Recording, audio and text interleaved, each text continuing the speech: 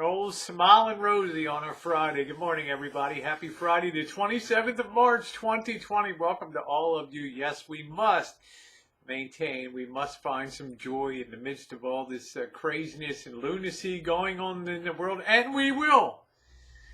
Everything from, I don't know if you've seen the pictures of people doing their own haircuts at home with sometimes disastrous results. You know who, huh?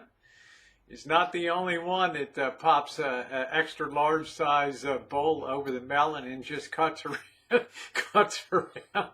cuts around the outside of it. This one really takes the cake over this hairdresser. I think that she's in the UK.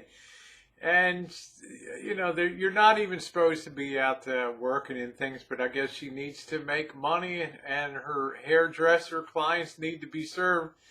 So this gal, she found a new use for an umbrella, man. Wait till you see this, the way she cut some holes out in this umbrella and a couple of holes for hands in it, and is actually working through through the umbrella, and has this as like I guess a spit shield, a slobber shield, in case the hairdressing client bursts out with glee, I love it, or something, and sprays sprays all over the place, thereby infecting another poor soul.